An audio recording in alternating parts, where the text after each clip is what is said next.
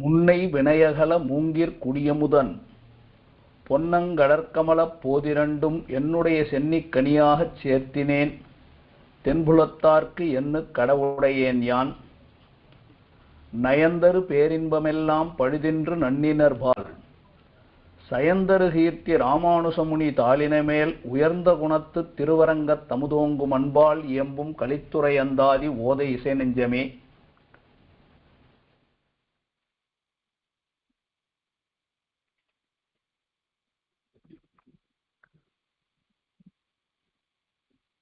இனியன் குறை நமக்கு எம்பெருமானார் திருநாமத்தால் முனிதந்த 108 சாவித்திரி என்னும் நுண்பொருளை கனிதந்த செஞ்சொல் கலித்துறையந்தாதி பாடித்தந்தான் புனிதன் திருவரங்கத் தமுதாகிய புண்ணியனே.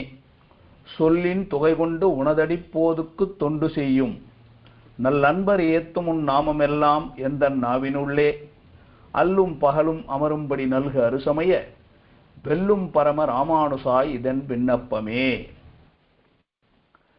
எப்பவும் சொல்ல வேண்டிய தனியன் திருவரங்க தமுதனாருடைய தனியன். இந்த தனியனை அனுபவிப்போம். இதனுடைய அர்த்தத்தை இன்னைக்கு பார்ப்போம்.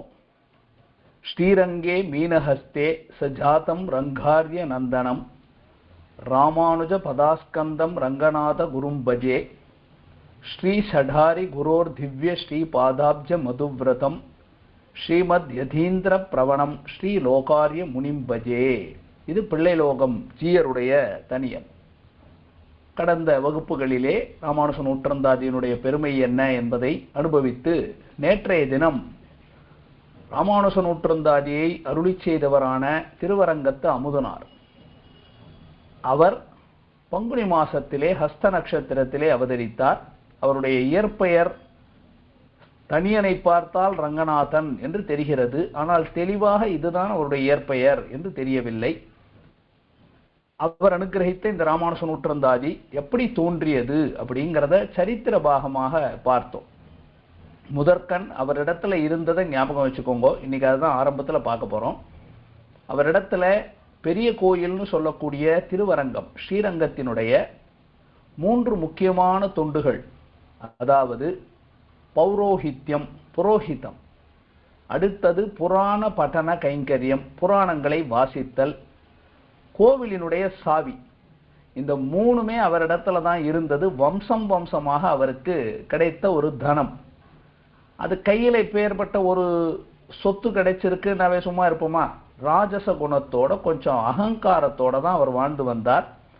அவரை எப்படியாவது திருத்தணும்னு நினைச்ச ராமானுசர், ஒரு சரித்திரம் சொன்னேன். ரங்கநாதரே அவரிடத்துல ராமானுசருடைய கனவிலே வந்து இவர் நம்மவர், இவரை கொஞ்சம் பார்த்து நடத்தி கொள்ளும் அப்படின்னு சொல்ல, கூரத்தாழ்வானோட மனசு வருத்தப்பட்டு ராமானுஜர் பேசிக்கொண்டிருக்க, கூரத்தாழ்வான் பெருமாள் சொன்னது அவரை திருத்தி பணி கொள்ளும்னு எடுத்துக்கொள்ளலாமே சுவாமி, ஏன் நம்ம கோபித்து கொள்ள வேண்டும்? பெருமாள் நம்மளை எதுவும் செய்ய விட மாட்டேங்கிறார்னு எடுத்துக்கொள்ள வேண்டாமே அப்படின்னு சொல்ல, உமக்குத்தான் இந்த எண்ணம் வந்தது, அதனால நீரே அவரை திருத்தி பணி கொள்ளும்னு சொல்ல, அவர் நன்றாக அவருக்கு அர்த்தங்களை சொல்லி திருத்தி ராமானுசரிடத்துல கொண்டு வந்து கூரத்தாழ்வான் அவரை சேர்த்து விட்டார். அப்ப ராமானுசர் நீரே இவனுக்கு ஆச்சாரியனாக இரும் அப்படின்னு சொல்லி இவரை ஆச்சாரியனாக இருக்க செய்ய, கூரத்தாழ்வான் அவருக்கு பஞ்சசம்ஸ்காரங்களை செய்தாலும் நீர் ராமானுசரே ஆச்சாரியன் என்று இருக்க வேண்டும் என்று சொல்ல, இந்த திருவரங்கத்தமுதனார் சில நாட்கள் ராமானுசரோடு பழகி பழகி அவருடைய வடிவழகு, அவருடைய கடாட்சம், அவருடைய உபதேசம், அவருடைய கருணை, இதையெல்லாம் பார்த்து ஈடுபட்டு ராமானுசரிடத்தில் அதிமாத்திர பிராவண்யத்தோடு இருந்தவர். கூரத்தாழ்வானுடைய ஆணையின் பேரிலும் நம்பெருமாள் ஆணையின் பேரிலும் அவரை குறித்து பிரபந்தமாக ஒரு எழுத வேண்டும், புகழாக ஒரு ஸ்தோத்திரத்தை தமிழ்ல எழுதணும்னு ஆரம்பிச்சு எழுதினார். முதல்ல அதை பார்த்த ராமானுசர் என்னை பத்தி பெருமையாக எழுதுவது கூடாது என்று அதனை எல்லாம் கிழித்தெறிந்து விட்டார்னு பார்த்தோம். அதற்கு பிறகு ஆழ்வாருடைய திருவடிவாரத்தில் இருக்கக்கூடியவர் ராமானுஜர், ஆச்சாரியார்களுடைய திருவடிவாரத்தில் ராமானுஜர், கண்ணனுக்கு அடிபணிந்தவர் ராமானுஜர், ராமாயணத்திலே ஈடுபட்டவர் ராமானுஜர், இப்படின்னு எழுத அதை பார்த்து ராமானுஜரும் சந்தோஷப்பட்டு அதனை ஒத்துக்கொண்டு ஆனந்தமாக இதனை அனைவரும் நித்தியம் அனுசந்திக்க வேணும் அப்படின்னு சொல்லி, அவருடைய அழகான அந்த தமிழ் நடை அமுதமாக எழுதக்கூடியவர் என்பதனால ராமானுசர் தான் அவருக்கு பெரிய கோயில் நம்பின்னு பேர் இருந்தது. அமுதன் அப்படின்னு, அப்போ ரொம்ப அமுதமா எழுதுறியே, அதனால உனக்கு அமுதன்னு பேர் இருக்கட்டும் என்று சொல்ல, அந்த அமுதன் என்பதுதான் திருவரங்கத்து அமுதன், மரியாதை நிமித்தமாக திருவரங்கத்து அமுதனார் என்று நாம் இன்றும் கொண்டாடி கொண்டு வருகிறோம். அதனாலதான் இதற்கு பிரபன்ன காயத்ரி, பிரபன்ன சாவித்ரி என்றெல்லாம் அனுபவித்தோம். எதனால 3 பாசுரங்கள் சாற்று முறையாக இருக்கிறது அப்படிங்கிறத அடுத்து பார்த்தோம். அடையவளஞ்சான், திருவரங்கத்து அடையவளஞ்சாலிலே, அதுல தென்னஞ்சோலை திருமண்டபத்துல இவர்களெல்லாம் பட்டோலை கொண்டு கடைசியாக எழுதி கொண்டிருக்கும் பொழுது, இந்த காலம் மாதிரி ஜெராக்ஸ் எடுக்க முடியாது இல்லையா, அந்த காலத்துல திரும்ப திரும்ப பட்டோலை எழுதணும். பட்டோலை கொண்டு எழுதி கொண்டிருக்க ராமானுசர் ஆழ்வான், ஆண்டான், எம்பார் இவர்களோடு திடீர் அந்த இடத்துக்கு வர, பெரியவர் சுவாமி ராமானுஜர் வர்றாருன்னா கீழே உட்காருவோமா, எல்லாரும் எழுந்து நின்று செழுந்திரை பார்க்கடல் கந்துயில் மாயன்னு சேவிக்க, அன்று முதல் கூரத்தாழ்வான் பணித்தார் ராமானுச நூற்றந்தாதிக்கு 3 பாசுரங்கள் சாற்று முறையாக இருக்கட்டும் என்று சொன்னார். அப்படிங்கிறதெல்லாம் நேத்திக்கு பார்த்தோம். இப்பொழுது ஒரு முக்கியமான வைபவம் இங்கே இந்த சரித்திர பாகத்துல சொல்லப்படவில்லை. அதை இப்பொழுது முதலிலே விஷயமாக்குகிறேன். அது வியாக்கியானத்துல பார்க்கும்போதும் வரப்போகிறது. அப்ப திரும்பவும் சொல்லுகிறேன். கவனமா முதல்ல சரித்திர பாகம் சொல்லுவதை கேட்டுக்கொள்ளுங்கள். ராமானுசர் முதலிலே அகங்காரத்தோடு இருந்தவரான இந்த திருவரங்கத்தமுதனாரை, பெரிய கோயில் நம்பியை கூரத்தாழ்வானிடத்துல போய் சிஷ்யனாக இருந்து கற்றுக்கொண்டு வாரும் அப்படின்னு ஏற்படுத்தினார்னு பார்த்தோம். இப்ப அவர் கூரத்தாழ்வானுக்கு சிஷ்யனாக தான் இருந்தார். ஆச்சாரியன் கூரத்தாழ்வான், அவருக்கு பெரிய கோயில் நம்பி தான் சிஷ்யனா இருக்கிறார். இப்ப கூரத்தாழ்வான் சொல்லி சொல்லி அவரை திருத்தி கொண்டு வருகிறார். ஆனால் இந்த திருவரங்க கோயிலினுடைய சாவி எப்பொழுது ராமானுஜருக்கு வந்தது? அந்த சரித்திரம் ரொம்ப சுவையான சரித்திரம். இந்த பெரிய கோயில் நம்பியினுடைய தாயார், திருத்தாயார், அவருடைய அம்மா, அந்த அம்மா பரமபதித்து விட்டார்கள்.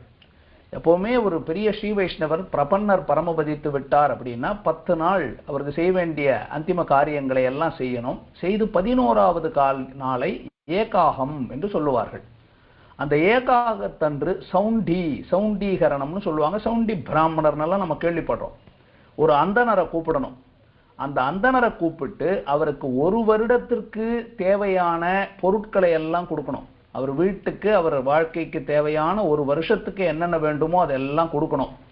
கொடுத்து அவருக்கு வஸ்திரங்கள் எல்லாத்தையும் கொடுத்து நல்ல பிரசாதத்தை சமர்ப்பிச்சு அவரை என்னன்னு நினைக்கணும், பரமபதித்தவருடைய சரீரம் அவருக்கு செய்யறதாவே நினைச்சு அவருக்கு கைங்கரியம் பண்ணணும்.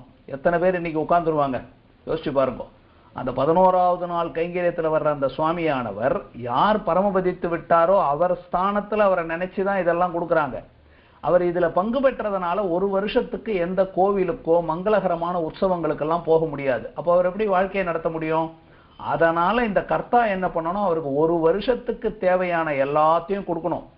கொடுத்து கடைசியில் அவருக்கு பிரசாதம் கொடுத்த உடனே திருப்தி அடைந்தீரா அப்படின்னு அவரை பார்த்து கேட்கணும். அவரும் மனசுல ஆனந்தத்தோட ஆட்சி சுவாமி திருப்தி திருப்தி போதும் போதும் அப்படின்னு சொன்னாதான் அந்த ஏகாகம் என்பது நிறைவு பெறும். அது நிறைவு பெறலைன்னா அடுத்து 12, 13வது நாள் சுபகாரியம் எதுவுமே செய்ய முடியாது. இது ஒரு விதி.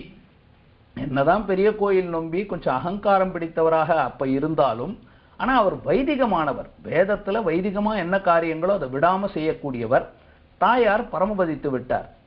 இப்ப நல்ல பிராமணர் ஒருத்தர் வேணும். இல்ல தாயார் இல்லையா, ரொம்ப அபிமானம். அப்ப நம்ம கொடுக்கிற அந்த பிராமணரும் மிக உயர்ந்தவரா இருக்கணும், அவருக்கு போய் கொடுக்கணும், அவருக்கு தான் நம்ம எல்லா கைங்கரியங்களை செய்யணும்னு ஆசைப்பட்டார். அப்ப ராமானுஜர் ரொம்ப பிரசித்தியாயிட்டார். சரி, நேரடியா ராமானுஜர் இடத்துல வந்தார் பெரிய கோயில் நம்பி. சுவாமி, அம்மா பரம போயிச்சுட்டாங்க, 10 நாள் ஆயிடுத்து, 11வது நாளுக்கு யாராவது ஏகாக கைங்கரியத்துக்கு நல்ல அந்தனர் கொஞ்சம் தேவரீர் அனுப்ப முடியுமா அப்படின்னு கேட்க, பார்த்தார் ராமானுஜர். ஓ, இது ரங்கநாதனுடைய திருவிளையாடல் அப்படின்னு தெரிந்து கொண்டு திரும்பவும் அவருடைய கண் இத்தனை பேர் முன்னாடி 700 சன்னியாசிகள் 12,000 ஸ்ரீ வைஷ்ணவர்கள் எல்லாம் இருக்க தேடி கூரத்தாழ்வான் மேல வந்து அவருடைய கண் பதிந்தது. கூரத்தாழ்வான் சித்தம் அப்படின்னு விழுந்து சேவிச்சார். அடியேன்னார். தன்னுடைய சிஷ்யன் அப்பவே பஞ்சசம்ஸ்காரம் ஆகி சிஷ்யன் ஆயிட்டார். ஆச்சாரியனே வராருன உடனே அவருக்கு சந்தோஷம். பெரிய கோயில் நம்பிக்கை. இவர் என்ன கேட்டிருக்கணும், சுவாமி 1 வருஷம் நான் மங்கள காரியத்துக்கெல்லாம் போக முடியாதே, என்ன கடைசியில் எவ்வளவு பெரிய வித்யான், பேர்பட்ட வித்வானை கொண்டு போய் நீர் இந்த காரியத்துக்கு அனுப்புறீரேன்னு கேள்வியா கேட்பார். ஒன்னும் கேட்கல. ராமானுஜருடைய ஆணை இட்டுட்டாரா, நேரடியா கிளம்பினார். போனார். போகிற கூரத்தாழ்வானை ராமானுஜர் அருகில் அரைச்சி ஏதோ காதல சொன்னார். சித்தம், அப்படியே ஆகட்டும் சுவாமி அப்படின்னு கிளம்பி போனார். ஏகாக கைங்கரியம் நடைபெற்றது. அந்த கைங்கரியத்தில் எல்லாம் அவருக்கு கொடுக்க வேண்டிய பொருள்களை எல்லாம் கொடுத்தார். எல்லாம் ஆச்சு. ஆன பிற்பாடு கடைசியில் பிரசாத ஸ்வீகாரத்துக்காக உட்கார வச்சு அவருக்கு பிரசாதமும் சமர்ப்பித்தார்கள். முடியிறப்ப கேட்கணும் இல்லையா, திருப்தோஸ்மி அப்படின்னு கேட்கணும். திருப்தோசி, நீங்க என்ன திருப்தி அடைந்தீரா அப்படின்னு சொல்லணும். இவர் என்ன பதில் சொல்லியிருக்கணும், திருப்தோஸ்மி, நான் திருப்தி அடைந்தேன்னு சொல்லணும். இவர் தெளிவா நிறுத்தி நிதானமா அதிருப்தோஸ்மி, எனக்கு திருப்தி இல்லை அப்படின்னு கூறத்தாழ்வான்னு சொல்லிட்டார். ஒரு பக்கம் ஆச்சாரியன், இன்னொரு பக்கம் அவர் இப்ப திருப்தோஸ்மின்னு சொன்னாதான் காரியமே முடியும். இல்லைன்னா தாயாருக்கு செய்யற அந்த காரியம் நிறைவேறாமையே போயிடும். என்ன பண்றது, அவரிடத்திலே கேட்டார், சுவாமி என்ன வேணும், தேவருக்கு என்ன கொடுக்கணும், பசுமாடு வேணுமா, ஏதா இன்னும் இடங்கள் வேணுமா, நிலம் வேணுமா, நீச்சு வேணுமா, என்ன வேணும்னு கேட்டார். கூறத்தாழ்வான் கேட்டார், கொடும். எதை கொடுக்கணும் தெரியுமா, நீர் செய்து வரக்கூடிய புராண பட்டனம், பௌரோஹித்யம், சாவி, இந்த மூணையும் நமக்கு கொடும் அப்படின்னு கை நீட்டி கேட்க இது ராமானுஜர் சொல்லி அனுப்பியது. அப்ப கொடுத்தே ஆக வேண்டிய நிர்பந்தத்தில் அவர் இருக்கார். ஏன்னா வைதிக முறைப்படி வாழக்கூடியவர் பெரிய கோயில் நம்பி. அவர் என்ன பண்ணார், சுவாமி தந்தோம், ஆச்சாரியன் உமக்கு கொடுக்கறதுக்கு என்ன சுவாமி, என்னுடைய பௌரோஹித்ய கைங்கரியம் நித்தியபடி காத்தால பெருமாளுக்கு விஸ்வரூபமான உடனே புரோஹித்யம்னு போய் சொல்லணும் இல்லையா, அந்த பௌரோஹித்ய கைங்கரியம் அதை இத்தனை நாள் பெரிய கோயில் நம்பி தான் பண்ணிட்டு இருந்தார். அதே போல புராண பட்டனம், ஒரு புராணத்துல பகுதிகளை எடுத்து பெருமாளுக்கு முன்னாடி வாசிக்கணும்.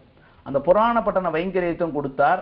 போதாதுன்னுட்டார் கூறத்தாழ்வான், கையையே நீட்டிட்டார். சாவியை கொடும் அப்படின்னு கேட்க திருவரங்கத்தினுடைய கோவில் சாவியையே கையில கொடுத்து மூன்றையும் கொடுத்துட்டார்.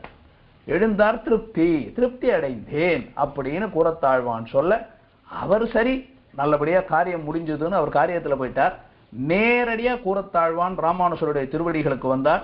சுவாமி, நமக்கு பௌரோஹித்ய கைங்கரியத்தையும் புராண பட்டன கைங்கரியத்தையும் கோவில் சாவி இதோ கொடுத்து விட்டார் அப்படின்னு சொல்ல, அப்ப ராமானுஜர் சொல்றார், இதிலே புராண பட்டன கைங்கரியத்தையும் பௌரோஹித்ய கைங்கரியத்தையும் நீரே செய்யும் அப்படின்னு கூறத்தாழ்வான் கிட்டே கொடுத்துடுறார். இத்தனை நாள் பெரிய கோயில் நம்பிதான் செய்துகிட்டு இருந்தார். அதை இவருக்கு கொடுத்துட்டார். கொடுத்த உடனே அவர் கூறத்தாழ்வான் அதை ஏத்துக்கல. ஏன்னா சொல்லி அனுப்பினது ராமானுஜர் தானே. ராமானுஜர் இடத்துல எடுத்துக்கொண்டு வந்து சமர்ப்பித்து விட்டார். ஆனா ராமானுஜர் என்ன பண்ணார், அவருடைய முயற்சியால் இது நடந்தது, அவர் தான் செய்தார். அதை தவிர பெரிய வித்வான் கூறத்தாழ்வான், இதற்கு அவருக்கு மேல யார் தகுதியானவர்கள் இருப்பார்கள் அப்படின்னு அந்த புராணத்தை வாசிக்கிற கைங்கரியம், பௌரோஹித்யம் என்ற கைங்கரியம், அந்த ரெண்டு கைங்கரியத்தையுமே கூறத்தாழ்வான் இடத்திலேயே கொடுத்துட்டார். இன்னைக்கும் திருவரங்கத்திலே நீங்க போனீங்கன்னாக்கா பௌரோஹித்ய கைங்கரியம் புராண பட்டன கைங்கரியம் ரெண்டுமே கூறத்தாழ்வான் வம்சத்தவர்கள் இடத்துல இருக்கு. அது பராசர பட்டருடைய வம்சம், வேதவியாச பட்டர் வம்சம்னு அதெல்லாம் பிரிந்து இருக்கலாம். ஆனா கூறத்தாழ்வான் வம்சத்துல இருந்து வந்தவர்கள் தானே, அவர்களுக்கு அந்த கைங்கரியம் கொடுக்கப்பட்டது. ராமானுஜர் கைகளுக்கு சாவி வர ராமானுஜர் உள்ள தென்னரங்கன் செல்வம் முற்றும் திருத்தி வைத்தான் வழியே என்று ஆகம முறைப்படி ஒவ்வொரு இடத்துல கைங்கரியங்கள் எப்படி நடக்கணுமோ அதையெல்லாம் முழுமையாக சிரத்தையாக திருத்தி பணி கொண்டு அழகாக நடத்தி கொண்டு வந்தார். ஆனால் என்னதான் இருந்தாலும் நாம தினமும் பண்ற ஒரு கைங்கரியத்தை விட்டுட்டோம்னா மனசு ரொம்ப வருத்தமா போயிடாது. பெரிய கோயில் நம்பி ஒரு மாதிரியா சோகமாயிட்டார். ரொம்ப சுறுசுறுப்பா ஓடி செய்யக்கூடியவர், அவருடைய ராஜச குணத்தோட இருந்தவர்னு பார்த்தோம் இல்லையா. ஆனா அவர் கொஞ்சம் கொஞ்சமா சோர்வடைந்தவரா போய் எதுலயே ரொம்ப பங்கெடுத்துக்காம ஒரு மூலையில ஓரமா இருந்துகிட்டு உற்சவங்கள் நடக்கும்போது கூட ஏதோ சோகமா இருந்து கொண்டு இருக்கிறத பார்த்தார். பார்த்த உடனே ராமானுஜர் புரிந்து கொண்டார், அவர் நித்தியப்படி பண்ற கைங்கரியத்தை நம்ம அவர் இடத்துல இருந்து வாங்கிட்டோமே, அதை செய்யாம இருக்கும்போது அவருக்கு வருத்தமா இருக்குமா இல்லையா, அதனாலதான் அவர் வருத்தப்படுகிறார் அப்படின்னு தெரிந்து கொண்டு ராமானுஜர் அப்ப என்ன பண்ணார், இப்ப இந்த கைங்கரியத்தை கூறத்தாழ்வானுக்கு கொடுத்தாச்சு. இப்ப அந்த கைங்கரியத்தை திருப்பி வாங்க முடியாது. அப்ப என்ன பண்ணார்னா நேரடியாக பிள்ளை திருவரங்க பெருமாள் அரையர் அப்படின்னு அரையர், அந்த அரையர் சுவாமிகள் தான் பெருமாளுக்கு முன்னாடி விண்ணப்பம் செய்வார்கள். அவரிடத்துல போய், சுவாமி நீர் 3000 நீர் விண்ணப்பம் செய்யும், இந்த இயற்பான 4000 ஒண்ணு இருக்கே, அந்த இயற்பாவை விண்ணப்பம் செய்கிறதை அடியனுக்கு பிக்ஷையாக கொடுக்கிறீரா, பவதி பிக்ஷாந்தேதி, எனக்கு பிக்ஷையாக அந்த 4000 இயற்பாவை வாசித்தல் அரையர் செய்யக்கூடிய காரியம், அதை மாத்திரம் அடியனுக்கு கொடுக்கிறீரா, பிக்ஷையாக கேட்கிறேன்னு சொன்ன உடனே அந்த அரையர் சுவாமியும் ராமானுஷரே கேட்கிறார், சுவாமி ஆகட்டும் கொடுத்தேன் அப்படின்னு கொடுக்க அதை ராமானுஷர் வாங்கி கொண்டார். அது மட்டும் இல்லை, அப்ப ராமானுஷர் சொன்னார் அரையர் இடத்துல, நீர் இந்த இயற்பா சேவிக்கும் போது உமக்கு என்னென்னலாம் திருவரங்கத்துல மரியாதைகள் நடக்கிறது, நீர் சொன்ன பண்ணாதுதானே மற்றவர்கள் எல்லாம் அந்த பாசுரங்களை சொல்லுகிறார்கள், அந்த மரியாதையை இதோ திருவரங்கத்தமுதனார் பெரிய கோயில் நம்பி அவருக்கு கொடுக்க வேண்டும் அப்படின்னு பிரார்த்திக்க, அன்று முதல் 3 ஆயிரங்கள், முதலாயிரம், 2ஆம் ஆயிரம், 3ஆம் ஆயிரம், இதை வச்சுக்கோங்க. இதுல முதலாயிரம், 2ஆம் ஆயிரம், 4ஆம் ஆயிரம், அதுதான் திருவாய்மொழி. இந்த நடுவுல இயற்பாவை தவிர மற்றதெல்லாம் அரையர் சுவாமி சேவிப்பார், அவருக்கு தான் பிரதானமா மரியாதைகள் நடக்கும். ஆனா இந்த இயற்பாவை மட்டும் இன்றும் திருவரங்கத்தமுதனாரிடத்துல இருக்கக்கூடிய வம்சத்துல இருக்கிறவர்கள் தான் அதனை தொடங்கி வைத்து அந்த ஒரு மரியாதை அவர்களுக்கு கொடுக்கப்படுகிறது. அப்ப இயற்பாவை பகவான் முன்னாடி அனுசந்திக்கக்கூடிய அந்த ஒரு மரியாதையையும் அந்த கைங்கரியத்தை பெரிய கோயில் நம்பிக்கு அவர் வாங்கி கொடுத்து, இன்று முதல் நீர் இந்த இயற்பாவை பெருமான் முன்னிலையில் சொல்லக்கூடிய பாக்கியத்தை பெற்றீர்னு கொடுத்து, என்னென்ன மரியாதையெல்லாம் அவர்களுக்கு கிடைச்சதோ அரையர்களுக்கு அது உமக்கு கிடைக்க பெறும் அப்படின்னு ராமானுஷர் நியமனம் பண்ண, இன்றைக்கும் அவர்களுக்கு இந்த பக்கம் பிரிச்சுக்கணும். அரையர் சுவாமிகள் மற்ற 3, இயற்பா மட்டும் திருவரங்கத்தமுதனாருடைய வம்சத்தவர்களுக்கு கொடுக்கப்படுகிறது. இதை தொடர்ந்து அவர்கள் ஆரம்பித்து வைப்பார்கள், அதுக்கப்புறமா தான் மற்றவர்கள் சேவிப்பார்கள்னு நடக்குது. இது தாயாருடைய உற்சவம், கூரத்தாழ்வான் உற்சவம், ஆண்டான் உற்சவம் எல்லா நேரங்களிலேயும் இதே போல நடக்கிறது அப்படிங்கிறது. இது ஒரு சரித்திர பாகம் கூட சேர்ந்து பார்த்துக்கணும். இப்போ ஓரளவுக்கு திருவரங்கத்தமுதனாருடைய வைபவம் என்னது அப்படிங்கிறத பார்த்துட்டோம். சரி, இப்போ ஒன்று கூட சேர்த்து பார்த்துருவோம். நம்ம பிரதானமான வியாக்கியானத்துக்கு போறதுக்கு முன்னாடி இதை பார்த்துருவோம். பிள்ளை லோகம் ஜீயர். இப்ப ராமானுஜ நூற்றந்தாதியை அருளி செய்த பிரமாதா ஆசிரியர் திருவரங்கத்தமுதனார், அவருடைய சரித்திரத்தை ஓரளவுக்கு பார்த்துட்டோம். இன்னும் ஒரு விஷயங்கள் இருக்கு. இவர் ரொம்ப தமிழ் புலமை வாய்ந்தவர். ஒரு 2 மாத்திரம் சொல்றேன். பல இடங்கள்ல வியாக்கியானங்கள்ல இவர் செய்த விஷயங்கள், இவருடைய நிர்வாகம் அப்படின்னு பல இடத்துல வரும். 7 நிலத்தில் இடுவதன் முன்னம் வந்து எங்கள் குழாம் புகுந்துன்னு திருப்பல்லாண்டுல பாசுறோம். 7 நிலத்தில் இடுவதன் முன்னம், அது என்ன நிலம் அப்படின்னா பொல்லாங்குன்னு வியாக்கியானம் எழுதுற அந்த இடத்துல. இந்த பொல்லாங்கான பூமி அப்படின்னா ஸ்மசான பூமி இப்படின்னு இதனை திருவரங்கத்தமுதனார் பணிப்பார் அப்படின்னு அங்க வியாக்கியானத்துல இருக்கு. இந்த ஸ்மசான பூமியில உங்க உடம்ப வைக்கிறதுக்கு முன்னாடி இது பொல்லாங்கான பூமி அப்படின்னு அவர் வியாக்கியானம் அப்படின்னு அந்த இடத்துல பாக்குறோம். அதே போல திருவருத்தத்துல 72வது பாசுரம், அந்த பாசுரம் கிட்டத்தட்ட கங்குளும் பகலும் பாசுரத்தை போல இருக்கும். அந்த பாசுர வியாக்கியானத்துல ரொம்ப உங்களுக்கு சரித்திரம் மாத்திரம் சொல்ற, கதபாகம் மாத்திரம் கேட்டுக்கோங்க. இப்ப பராங்குச நாயகி நம்மாழ்வாருடைய தசை என்னன்னா, பகவானை விட்டு பிரிந்திருக்கிறார். ஒரு காதலனும் காதலியும் பிரிந்திருக்கிறார்கள்னு சொன்னா இருட்டு வந்தாலே அவங்களுக்கு வருத்தம் ஆயிடும் இல்லையா? இருட்டு வந்தாலே இன்னும் வரலையே, காதலனும் காதலியும் இருட்டுன்னு இருந்தா கூடி இருக்கணும், இருட்டுல கூடி இருக்கல, பிரிஞ்சு இருக்கிறதுனால ஒரு பக்கம் நம்மாழ்வாருக்கு வருத்தம். அந்த வருத்தம் பெருசு இல்லையா? அந்த நேரத்துல முழு சந்திரன் வேற வந்துருச்சான். அந்த சந்திரனை பார்த்த உடனே மிக வருத்தம் அடைந்தார். புரியும்னு நினைக்கிறேன். கூடியிருக்க வேண்டிய காதலனும் காதலியும் பிரிந்திருக்கிறார்கள். பிரிந்திருக்கிறப்போ இருட்டு வந்த உடனே ஐயோ இருட்டா இருக்கே, இந்த நேரத்துல கூடி இருக்கிற நேரமாச்சேன்ற ஒரு பக்கம் வருத்தம். அந்நேரத்துல போய் அழகான நிலா வெளிச்சமும் இருந்தா அப்ப 2 பேரும் கூடி இருக்க வேண்டிய நேரத்துல பிரிஞ்சு இருக்குமேனு வருத்தம் அதிகமாயிற்று அப்படின்னு அந்த பாசுரத்துல. அதுக்கு ஒரு சரித்திரத்தை கதையா சொன்னார். இதை நல்லா நீங்க புரிஞ்சுக்கணும்னா ஒரு கதை சொல்றேன் அப்படின்னு திருவரங்க பெருமாள் இந்த திருவரங்கத்தமுதனார் அந்த இடத்துல நிர்வாகத்துல காட்டப்படுகிறது. அவர் என்ன சொன்னார், இது எப்படி புரிஞ்சுக்கணும் தெரியுமா? ஒரு பிராமணர் இருந்தார். அவர் கொஞ்சம் பயந்த சுபாவம் இருக்கிறவர். அவரை திடீர்னு பார்த்தாக்கா ஒரு விலங்கு, ஏதோ ஒரு விலங்கு துரத்திக்கிட்டு ஓடுதுன்னு வச்சுக்கோங்க, ஒரு கரடியோ ஏதோ ஒன்று துரத்திக்கிட்டு ஓடுது.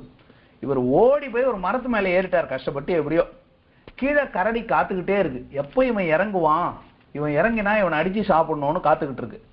அந்த நேரத்துக்கு இந்த கரடியை விட இன்னும் வலிமை பெற்றதான சிங்கம் வந்துருச்சு.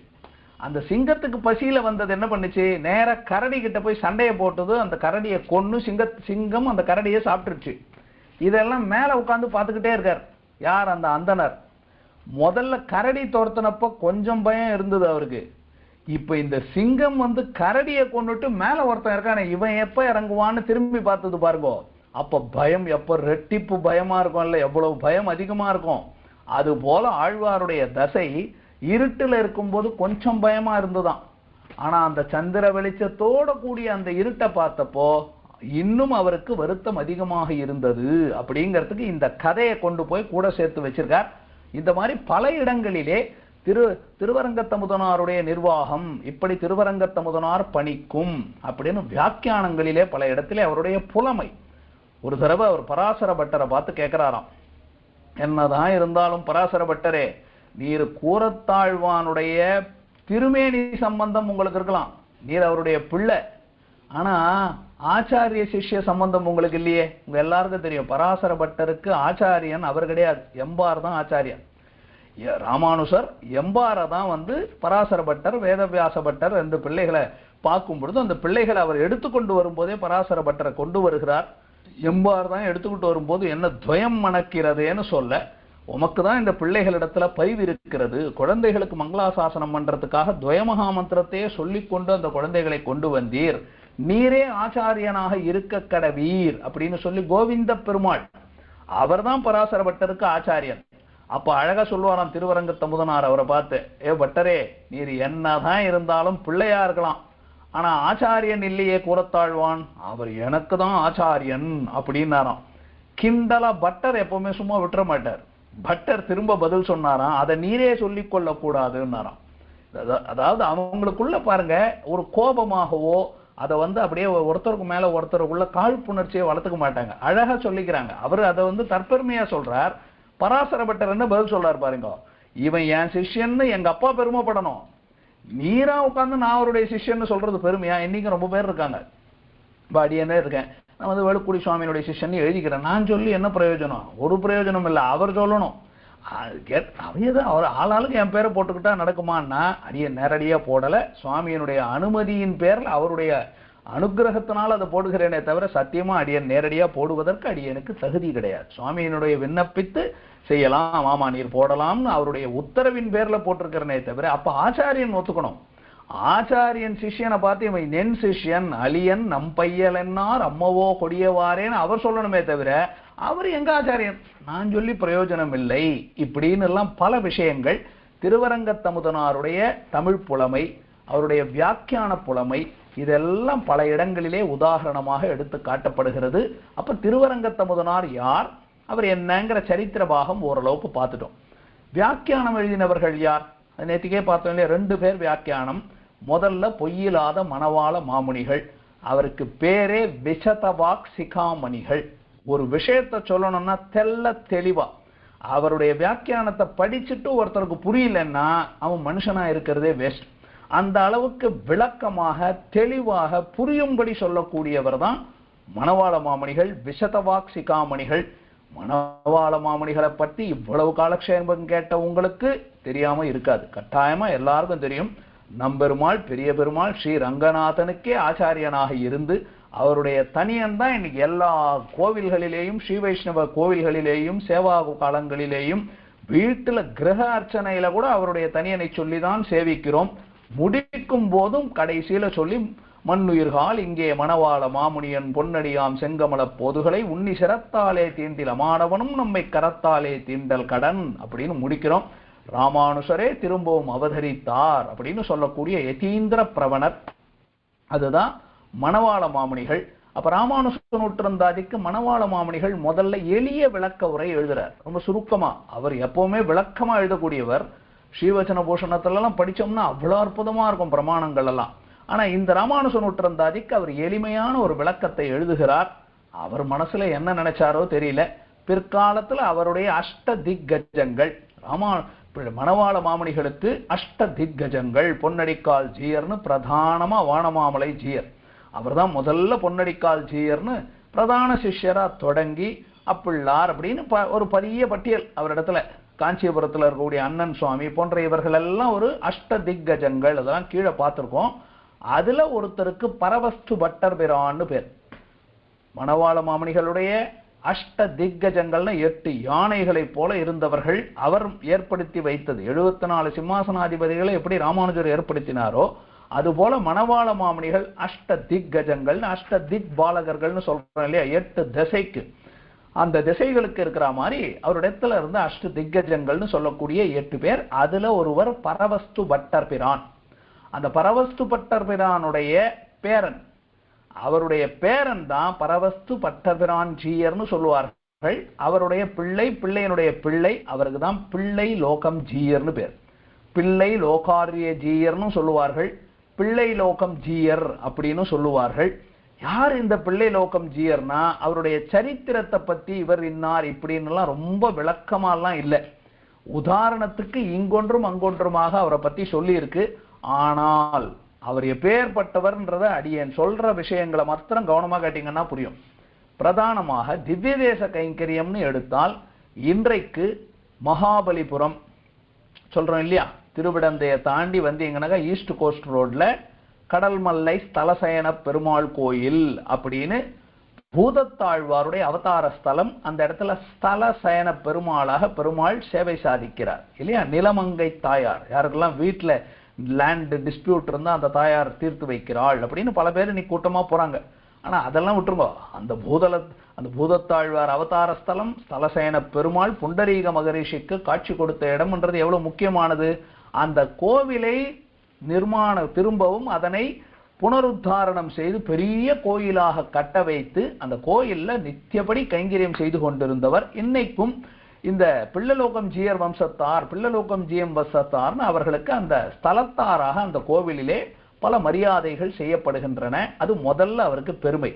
ஆனா அதை விட முக்கியமான பெருமை என்ன தெரியுமா, எது எதுக்கெல்லாம் வியாக்கியானம் இல்லையோ அதையெல்லாம் வியாக்கியானமா எழுதியிருக்கார். அவருடைய வியாக்கியானகர்த்தா மணவாள மாமுனிகளுடைய அஷ்ட திக்கஜங்கள்ல வந்தவர் இல்லையா, அவருக்கும் வியாக்கியானம் எழுதுறதுல ரொம்ப ஈடுபாடு.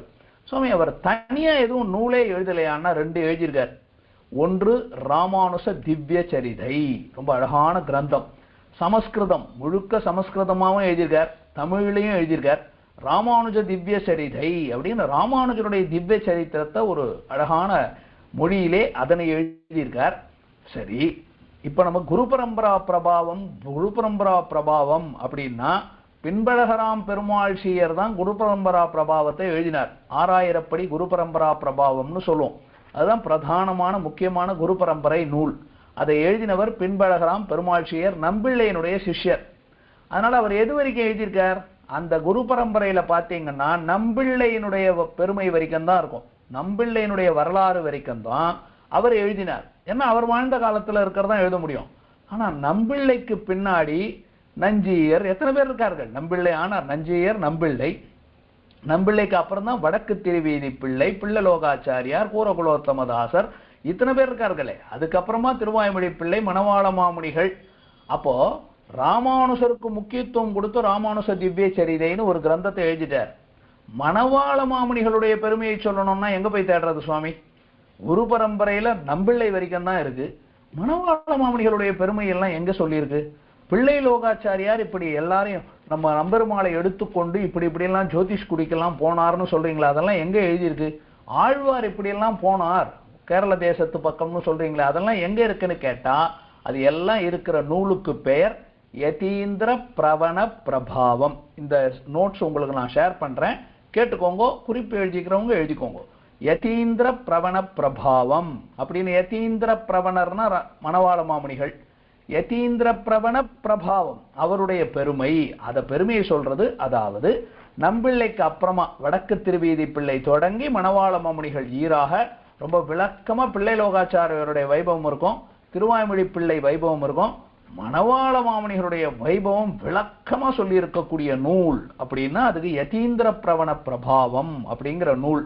அப்ப ராமானுச திவ்ய சரிதை எழுதினவர் பரவஸ்து பட்டர்பிரான் ஜீயருடைய வம்சத்துல வந்த பிள்ளலோகம் ஜீயர். யதீந்திர பிரவண பிரபாவம் என்ற நூலை எழுதினவர், அதுவும் சரித்திர பாகம், அதுவும் பிள்ளைலோகம் ஜீயர். இதை தவிர இப்ப நம்ம பார்த்துட்டு இருக்கோம் இல்லையா ராமானுச நூற்றந்தாதி, இதுக்கு மணவாள மாமுனிகள் சுருக்கமா வியாக்கியானம் எழுதியிருக்காருன்னு தெரிந்து கொண்ட உடனே அதற்கு விளக்கமான வியாக்கியானத்தை எழுதியவர் பிள்ளைலோகம் ஜீயர். இந்த ராமானுச நூற்றந்தாதிக்கு விளக்கமான வியாக்கியானத்தை எழுதினார். அதுக்கப்புறம் பிள்ளை லோகாச்சாரியாருடைய அர்த்த பஞ்சகம், பிள்ளை லோகாச்சாரியாருடைய நூலிலே ஸ்ரீவச்சன பூஷணத்துக்கு விளக்கமா எழுதிட்டார் மணவாள மாமுனிகள். அதுக்கு மேல யாரும் எழுத முடியாது. ஆனால் அர்த்த பஞ்சகத்திற்கு அழகாக ஒரு உரைநடையாக, அது அர்த்த பஞ்சகமே உரைநடையா இருக்கக்கூடியதுதான், அதற்கு அழகான வியாக்கியானத்தை இந்த பிள்ளைலோகம் ஜீயர் அருளி செய்திருக்கிறார். அடுத்து சப்தகாதை, ரொம்ப உயர்ந்த கிரந்தம். அடியேன் இதை சொல்லி இருக்கிறேன் முன்னாடியே, உங்களுக்கெல்லாம் இந்த எங்க லிங்க்கும் அனுப்பியிருப்பார்கள். விளாஞ்சோலை பிள்ளை, பிள்ளைலோகாச்சாரியாருடைய அவருடைய சிஷ்யராக இருந்தவர் விளாஞ்சோலை பிள்ளை. அவர் கடைசியில வாழ்ந்தது திருவனந்தபுரம், அந்த இடத்துல வெளியில அந்த புறச்சோலையில வாழ்ந்தார்ந்த சரித்திரம் இருக்கு. விளாஞ்சோலை பிள்ளை ரொம்ப அற்புதமான கிரந்தம். தமிழ் பாசுரம். அம்பனரங்கற்கும் ஆவிக்கும் அந்தரங்க சம்பந்தம் காட்டி தடை காட்டி உயர்ந்த உம்பர் தெய்வம் என்னும் உயர்ந்த வழிகாட்டுபவன் எவனோ அவனன்னோ ஆசாரியன் அப்படின்னு தொடங்கி ஸ்ரீவச்சன பூஷணம் என்பது பெருசா இருக்கு சுவாமி, அது புரிஞ்சுக்க முடியலன்னா கவலைப்படாதீங்க. சப்த காதையில 7 பாசுரம். அதுல சொல்லப்பட்ட சாரார்த்தம் எங்க இருக்குன்னா எளிமையான தமிழ் பாடலான சப்த காதையில சொல்லியிருக்கார். இந்த சப்த காதைக்கு வியாக்கியானம் எழுதினவர் பிள்ளைலோகம் ஜீயர் சுவாமி தான். இதை தவிர தனியன்கள், 4000 திவ்ய பிரபந்தத்துக்கும் தனியன்கள் இருக்கு இல்லையா. ஆரம்பத்துல நீங்க முதல் ஆழ்வார்ல ஆரம்பிச்சு நம்ம ஆழ்வார் எல்லா ஆழ்வார்களுக்கும் தனியன்னு ஒண்ணு சொல்றோம் இல்லையா. நீலாதுங்க தனகிரி அப்படின்னு சொல்றோம், குருமுக நனதீத்தியன்னு சொல்றோம், அவிதித்த விஷயாந்தரன்னு சொல்றோம். இந்த தனியன்களுக்கெல்லாம் யார் வியாக்கியானம் எழுதினது? இந்த தனியன்களுக்கு வியாக்கியானம் எழுதியவர் பிள்ளைலோகம் ஜீயர். தோ ராமானுஜ நூற்றந்தாதியிலே வியாக்கியானத்தை அதான் பார்க்க போறோம். தனியனுக்கு வியாக்கியானம் எழுதினவர் பிள்ளைலோகம் ஜீயர். எல்லா தனியன்களுக்கும் அவர் தான் உயர்ந்த வியாக்கியானத்தை அருளி செய்தார். அது அவருடைய அடுத்த பெருமை. அதுக்கு மேல மணவாள மாமுனிகள் அருளி செய்த உபதேச ரத்தினமாலை, ஆர்த்தி பிரபந்தம், திருவாய்மொழி நூற்றந்தாதி, இதுக்கெல்லாம் அற்புதமான வியாக்கியானம். உபதேச ரத்தினமாலை, ஆர்த்தி பிரபந்தம் அற்புதமா இருக்கும். ஆர்த்தி பிரபந்தம் வியாக்கியானத்தை பாசுரத்தை கேட்டாலே நமக்கு சம்சாரத்துல இருக்க வேணாம்னு தோணும். அதுக்கு மேல வியாக்கியானத்தை கேட்டுட்டீங்கன்னா எப்போ கிளம்பலாம்னு தோணும். அந்த அளவுக்கு அழகான வியாக்கியானம். கடைசியில திருவாய்மொழி நூற்றந்தாதிக்கும் மணவாள மாமுனிகளுடைய இந்த பிரபந்தங்களுக்கெல்லாம் அவர் வியாக்கியானங்களை அருளி செய்திருக்கிறார். அதாவது இப்ப நம்ம என்ன பார்த்தோம்? திருவரங்கத்தமுதனார் என்பவர் ராமானுஜ நூற்றந்தாதி பாசுரங்களை எழுதினார். அதற்கு வியாக்கியானம் எழுதினவர்கள் 2. முதல்ல மணவாள மாமுனிகள், அவர் பெருமை அறியாதவர்களே கிடையாது. ஆனா விளக்கமான ஒரு வியாக்கியானத்தை எழுதியவர் யாருன்னு கேட்டா பிள்ளைலோகம் ஜீயர் அப்படின்னு பார்த்து, அந்த பிள்ளைலோகம் ஜீயருடைய பெருமை என்ன அப்படிங்கிறத பார்த்திருக்கோம். அவருடைய தனியன் என்னங்கிறத அந்த தனியன் வரும் பொழுது அந்த நேரத்தில் அதனை எடுத்து சொல்லுகிறேன். இப்ப தொடர்ந்து நாம விட்ட இடத்துல இருந்து அந்த திருவரங்கத்தமுதனார் அவருடைய தனியன் இருக்கு இல்லையா, அந்த தனியனுக்கு என்ன வியாக்கியானம் அப்படிங்கிறத பார்ப்போம். கொஞ்சம் இருங்கோ, புதுசா எடுக்க வேண்டியிருக்கு, அடுத்த கிரந்தத்திலிருந்து எடுக்கணும்.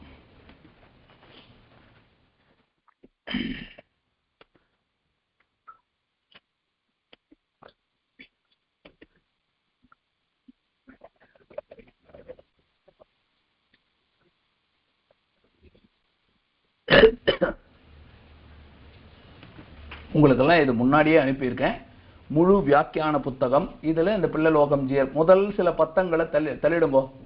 முழு வியாக்கியானம் ராமானுஜ நூற்றந்தாதிக்குன்னு உங்களுக்கு எல்லாம் ஷேர் பண்ணியிருந்தேன், ஞாபகம் இருக்கா? தயவு செய்து அதை எடுத்து வச்சுக்கோங்க. இப்ப அடியன் இதுல இருக்கிறதுல சிலதை உங்களுக்கு சுருக்கமா சொல்லியிருக்கேன். ஆரம்பத்துல இந்த பிள்ளைலோகம் ஜீயரை பத்தின பெருமைகளை எல்லாம் சொல்லி இருக்கிறார். அதையெல்லாம் இப்போ நான் கடந்து கொண்டு இருக்கிறேன். நேரடியாக நம்ம விஷயத்துக்கு வருவோம். நாம் பார்க்க வேண்டியிருக்கு. சப்தகாதைக்கு வியாக்கியானம் பண்ணினார், இதெல்லாம் உங்களுக்கு சரித்திரமாக சொல்லிட்டேன். உபதேச ரத்னமாலை வியாக்கியானம். இப்போ இதெல்லாம் பிள்ளைலோகம் ஜீயர் எழுதினார் அப்படின்னு நீங்கள் பார்க்கறதுக்கு தான் இது முன்னாடி. இதை நீங்கள் படிச்சுக்கோங்க, எல்லாம் சொல்லிட்டேன். தனியனுக்கு வியாக்கியானம் எழுதினார் பிள்ளைலோகம் ஜீயர், அதெல்லாம் சொல்லியிருக்கேன். உபதேசருடைய திருநாமம்னு ஒரு புத்தகம் எழுதியிருக்கார். திருமந்திரார்த்தத்துக்கு அரும்பத விளக்கம் அப்படின்னு ஒரு புத்தகம் எழுதியிருக்கார். இதெல்லாம் என்னங்கிறத சொல்லியிருக்கு. ஸ்ரீ வைஷ்ணவ சமய ஆச்சார நிஷ்கர்ஷம் அப்படின்னு ஒரு கிரந்தத்தை எழுதியிருக்கார் பிள்ளைலோகம் ஜீயர் சுவாமியினுடைய கிரந்தங்கள். இதெல்லாம் இதனுடைய பெருமையை பார்ப்போம். இப்போ இதெல்லாம் ஆச்சு. இப்போ பிள்ளைலோகம் ஜீயர் சுவாமியினுடைய தனியன் என்னங்கிறத நான் உங்களோட சேர்ந்துதான் சொல்லிட்டு இருக்கேன். ஸ்ரீ சட்டாரி குரோர் திவ்ய ஸ்ரீ பாதாப்ஜ மதுவிரதம் ஸ்ரீமத் யதீந்திர பிரவணம் ஸ்ரீ லோகாரிய முனிம்பஜே அப்படின்னு ரொம்ப அழகான அவருடைய தனியன். இதனுடைய பொருள்களை எல்லாம் பின்னாடி பார்ப்போம். இப்போ முதல்ல எல்லாரும் கவனமா பாருங்கோ. தனியனுக்குள்ள போகலாம். திருவரங்க தமுதனாருடைய தனியன் என்னன்னு பார்த்து சரித்திர பாகம் உங்களுக்கு சொல்லிட்டேன். அந்த சரித்திர பாகத்தை இன்னும் அதிகமாக பார்க்கணும் அப்படின்னா ஒரு தடவை அந்த வியாக்கியானத்தை படிச்சீங்கன்னா அடியன் உங்களுக்கு சொல்ல வேண்டியது சொல்லிட்டேன், கவனமா கேளுங்க. இப்ப இந்த ஸ்லோகத்தினுடைய அர்த்தத்தை பார்ப்போம். கவனமா கூட அடியனுடைய இந்த ஸ்லோகத்தை சொல்லும்போ பழக்கப்படுத்திக்கும். தினமும் இதை சொல்லி தானே ஆரம்பிக்க போறோம் ராமானுஜன் நூற்றந்தாதியில. அடியன் சொல்லி நிறுத்துறேன், கூடவே சொல்லுங்க. ஸ்ரீரங்கே மீனஹஸ்தேச்ச ஜாதம் ரங்காரிய நந்தனம் ராமானுஜ பதாஸ்கந்தம் ரங்கநாத குரும்பஜே. இதுதான் தனியன். ஸ்ரீரங்கே மீனஹஸ்தேச ஜாதம். இதனுடைய பொருள் என்னன்னு எளிமையா பார்க்கலாம். ஸ்ரீரங்கே அப்படின்னா ஸ்ரீரங்கத்தில், மீன ஹஸ்தே, மீன அப்படின்னா பங்குனி மாசம், ஹஸ்தே அப்படின்னா ஹஸ்த நட்சத்திரம், திருவரங்கத்திலே பங்குனி மாசத்திலே ஹஸ்த நட்சத்திரத்திலே சஜாதம் அவதரித்தவராய். எப்பவுமே பெரியவர்களை சொல்லும் போது எந்த ஊர்ல பிறந்தார், எந்த நட்சத்திரத்துல எந்த மாசத்துல பிறந்தார்னு சொல்லணும். இவர் எங்க பிறந்திருக்கார்? ஸ்ரீரங்கத்துல பிறந்திருக்கார். பங்குனி மாசத்துல ஹஸ்த நட்சத்திரத்துல அவதரித்தவராய். அப்புறம் யாருடைய பிள்ளை சுவாமி? ரங்காரிய நந்தனம். ரங்காரியன், ரங்காரியர் என்றவருக்கு பிள்ளையா பிறந்திருக்கார். அந்த காலத்துல ரங்கநாதர் கோயில்ல எங்க பார்த்தாலும் ரங்கநாதன் ரங்கநாதன் தான் பேர் இருக்கும் போல் இருக்கும். ஏன்னா இப்ப எப்படி இருக்கு பாருங்க, திருமலையில போயிட்டு மொட்டை அடித்தவர்கள் யார் அப்படின்னு கேட்க முடியுமா? அது போல ஸ்ரீரங்கத்துல எல்லாம் ரங்கநாதர் தான். இவருடைய தகப்பனார் பேரும் ரங்காரிய நந்தனம், ரங்காரியர் அப்படிங்கிறவருக்கு பிள்ளையாக பிறந்திருக்கிறார். அப்புறம் இவர் எப்படி இருந்தார்? ராமானுஜ பதாஸ்கந்தம், ராமானுஜருடைய திருவடிகளையே எப்பொழுதும் பற்றி இருக்கிறவர், கெட்டியா பிடிச்சுட்டு இருக்கிறவர். பதாஸ்கந்தம் அப்படின்னா அந்த திருவடிகளையே எப்பவும் கெட்டியாக பிடித்திருக்கக்கூடியவரான, இந்த இடத்துல பேர் எழுதுறாரு பாருங்க, ரங்கநாத குரும்பஜே. இப்ப திருவரங்கத்தமுதனாருடைய பேரே ரங்கநாத குருன்னு இந்த ஸ்லோகத்துல பாக்குறோம். ரங்கநாத குரும்பஜேன்னு பஜேன பஜிக்கிறேன், பக்தி செய்கிறேன், பற்றுகிறேன்னு அர்த்தம், ஆசிரிக்கிறேன்னு அர்த்தம். இப்ப இந்த ஸ்லோகத்தினுடைய அர்த்தம் என்ன? ஸ்ரீரங்கத்திலே பங்குனி மாசத்திலே ஹஸ்த நட்சத்திரத்திலே அவதரித்தவராய், ரங்காரியர் என்பவருக்கு குமாரராக பிறந்தவராய், ராமானுஜருடைய திருவடிகளிலேயே அதிமாத்திர பிராவண்யம் படைத்தவரான ரங்கநாத குரு, அவருடைய பேர் ரங்கநாத குருன்னு எழுதிப்பட்டிருக்கு. நாம அவரை திருவரங்கத்தமுதனார் திருவரங்கத்தமுதனார்னு சொல்றோம். அந்த திருவரங்கத்தமுதனாரை ஆசிரிக்கிறேன் அப்படிங்கிறது அவருடைய தனியனுடைய வியாக்கியானம். சரித்திர பாகம் உங்களுக்கு எல்லாம் விளக்கமா சொல்லிட்டேன். அது பிரதிவாதி பயங்கரம் அன்னங்கராச்சாரியார் சுவாமியினுடைய பாசுரங்கள், அவருடைய அந்த வியாக்கியானத்தை வச்சே சொல்லிட்டேன். அவருடைய புலமை என்னங்கிறதையும் உங்களுக்கு சில உதாரணங்களை எடுத்து சொல்லிட்டேன். அதனால அதெல்லாம் அங்க பார்த்து கொள்ளுங்கள். இப்பொழுது ராமானுஜ நூற்றந்தாதியினுடைய முதல் தனியன், இப்போ தனியன் வியாக்கியானம், முதல் தனியனுடைய வியாக்கியானத்தை இன்னைக்கு அனுபவிச்சிருவோம். நாளையும் நாளை மறுநாளும் எப்படியும் அடியனுக்கு சாரசங்கிரகம் அப்படிங்கிற கிளாஸ் இருக்கிறதுனால ராமானுஜ நூற்றந்தாதி வகுப்பு இருக்காது. திங்கட்கிழமையிலிருந்து அடியனை அறிவிச்சுட்டு என்னன்னு சொல்றேன். இப்ப கேட்போம். ஸ்ரீமதே ராமானுஜாய நமக, ஸ்ரீமதே வரவர முனையே நமகா. ராமானுஜ நூற்றந்தாதி பிள்ளை லோகம் ஜீயர் அருளி செய்த தனியன் வியாக்கியானம். ஒவ்வொரு பிரபந்தத்திற்குமே தனித்து இருக்கக்கூடிய ஸ்லோகங்களுக்கு தனியன்னு பேர். அந்த தனியன் என்ன செய்யும்? பாடினவருடைய பெருமை, பாடப்பட்டவருடைய பெருமை, பாடப்பட்டதான நூலினுடைய பெருமை, பிரமாணம், பிரமேயம், பிரமாதா, இந்த மூணையும் அந்த தனியனானது அவரை போற்றி சொல்லணும் இல்லையா? அது சொல்லக்கூடியது தனியன்னு பேர். இப்ப ராமானுஜ நூற்றந்தாதிக்கு 4 தனியன்கள் சொல்லுவதுண்டு. ஆனா 3 தனியன்கள் தான் பல இடங்களிலே அதனை சொல்லுகிறார்கள். அடியனுக்கு அதெல்லாம் ஏன் என்னன்னு தெரியாது. நாம பார்க்கணும்னா 4 தனியனுமே பார்த்துருமே, பெரியவர்களை பத்தி பார்க்கறதுல. இப்ப முதல்ல பார்க்க போற தனியன் வேதப்பிரான் பட்டர். வேதப்பிரான் பட்டர் என்றவர் முதல்ல அருளி செய்த தனியன் முன்னை வனையகல மூங்கில் குடியமுதன் பொன்னங்கடற்கமல போதிரண்டும் என்னுடைய சென்னி கனியாக சேர்த்தினேன் தென்புலத்தார்க்கு என்ன கடவுடையேன் யான். இதுதான் தனியன். இந்த தனியனை எப்படி பிரிச்சுக்கிறது சுவாமி? 3ஆக பிரித்து கொள்ளணும். தனியனை எப்படி பிரிச்சுக்கணும்? 3ஆக பிரித்து கொள்ளணும். மூணா பிரிகிறதுனா என்ன நடக்கிறது எப்படின்னு பார்ப்போம். முதல்ல என்ன சொல்ல போறார்? என்னுடைய பழைய சேர்த்து வைத்த பாவங்கள் என்னை விட்டு அகன்றது. அது முதல்ல சொல்றார். முன்னை வினை அகல. கோடு போட்டுக்கோங்க அந்த இடத்துல. முன்னை அப்படின்னா சேர்த்து வைத்த சஞ்சித கர்மா, ரொம்ப நாளா சேர்த்து வச்சிருக்கோம் இல்லையா. முன்னைன்னா பழங்காலமா, இதுக்கு முன்னாடி சேர்த்து வைத்த அனைத்து பாபங்கள் மூட்டை மூட்டையா சேர்த்து வச்சிருக்கோம் இல்ல, எத்தனை ஜென்மங்கள்ல. அந்த வினை அகல. அந்த பாவங்கள் எல்லாம் என் முதுகுல இருந்தது, திடீர்னு காணாம போயிடுச்சு. எங்க போச்சு சுவாமி? உங்ககிட்ட இருந்த பாவங்கள் உங்க விட்டு எங்க போச்சு அப்படின்னு கேட்டால் போயிடுச்சு, வினை அகல. எதனால போச்சு? நம்ம கூட ஜுரம் இருந்ததா, எப்படி போச்சு சார் டெம்பரேச்சர் அப்படின்னா குரோசின் சாப்பிட்டேன் அப்படின்னு சொல்றோம்ல. இவரை பார்த்து கேட்டோம், உங்க பாவங்கள் உங்களை விட்டு போயிடுச்சா? சரி, எப்படி போச்சு? அடுத்து சொல்றாரு பாருங்க, ரெண்டுன்னு எழுதிக்கோங்க. மூங்கில் குடி அமுதன் பொன்னங் கடற்கமல போதிரண்டும் என்னுடைய சென்னிக்கு அணியாக சேர்த்தினேன். அங்க கோடு போட்டுக்கோங்க. இதுதான் ரெண்டாவது. முதல்ல என்ன சொன்னார்? நான் சேர்த்து வைத்த பாவங்கள் என்னை விட்டு அகன்று விட்டன சொல்லிட்டார். சுவாமி, எப்படி அந்த பாவங்கள் உங்களை விட்டு அகன்றதுன்னு கேட்டா, மூங்கில் குடி கீழே பார்த்தோம் இல்லையா. திருவரங்கத்தமுதனார் எந்த வம்சத்துல பிறந்தார் அப்படின்னா மூங்கில் குடி அப்படிங்கிற வம்சத்துல பிறந்தார். யார் பிறந்தார்? அமுதன். அவர் உண்மையான பேர் என்ன? ராமானுசரே அவருக்கு வச்ச பேர் அமுதன். அப்ப மூங்கில் குடியிலே அவதரித்த அமுதன் அவருடைய பொன் அம் கடற் கமலம் போது இரண்டு. சுவாமி, இன்னது ரொம்ப பெருசா இருக்கு. என்ன ஒண்ணு இல்ல, ரொம்ப அழகா எழுதியிருக்காரு பாருங்க. பொன் அப்படின்னா ஸ்பிருகணீயமான, தங்கம்னு சொன்னாவே மதிப்பு தோற்றக்கூடியது இல்லையா.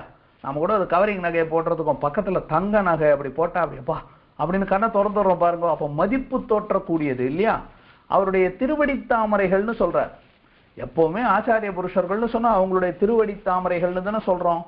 ஆண்டாள் கூட திருப்பாவையில உன் பொற்றாமரை அடியே போற்றும் பொருள்களாயின்னு பாடினான். அது போல இந்த இடத்துல பொன், பொன்னுன்னா மதிப்பு தோற்ற ஸ்பிருகணீயமான, அம் அம் அப்படின்னா அழகியன்னு அர்த்தம். பொன்னுன்னா மதிப்பு தோற்றும்படியான, அம் அப்படின்னா அழகிய, கடல் கடல்னு சொன்னாக்கா பாதங்கள், கமல போது அது வெறும் பாதம் இல்லையா, தாமரை புஷ்பங்கள் இரண்டுங்கிறார். எப்படி இருக்கு பாருங்க. பொன்னை ஒத்த அழகியதான பாதங்கள், அந்த பாதங்கள் எப்படி இருக்கு? தாமரை பூவை போன்ற இரண்டு பாதங்கள். தாமரை பூவான இரண்டு பொன்னை ஒத்த அழகிய பாதங்கள், இதுதான் அர்த்தம். பொன் அம் கடல் கமல போது, போதுன்னா புஷ்பம், கமலம்னா தாமரை, தாமரை புஷ்பம் இரண்டு. அப்ப திருவரங்கத்தமுதனாருடைய இரண்டு திருவடி தாமரைகளை என்ன பண்ணீர்? அவர் திருவடி தாமரைகள் இருக்கு, அதை நீர் என்ன பண்ணீர்னு கேட்டா, என்னுடைய சென்னிக்கு, சென்னின்னு சொன்னா தலை, என்னுடைய தலைக்கு அணியாக, அணின்னு சொன்னா ஆபரணத்தை போல. நமக்கெல்லாம் அடியார்களா இருக்குமா? நமக்கு கூட கிரீடம் வச்சுக்கணும்னு ஆசை தானே சுவாமி. கோயிலுக்கெல்லாம் போனா அவங்கெல்லாம் எல்லாம் கிரீடம் வச்சிருக்கிறாங்க. நமக்கு எது கிரீடம்னு கேட்டா, நாம பிரபன்னர்கள். ராமானுசருடைய திருவடி தாமரைகளை நம்ம தலையில சூடணும். அது போல இவர் என்ன சொல்றார் வேதபிரான் பட்டர் இந்த இடத்துல, என்னுடைய சென்னிக்கு அணி. ஆமா, என் தலைக்கு ஒரு சிரோபூஷணம் இருக்கு. எது தெரியுமா? அது திருவரங்கத்தமுதனாருடைய அழகான இரண்டு திருவடி தாமரைகள். அதை என்ன பண்ண? சேர்த்தினேன். அப்படின்னா என்ன?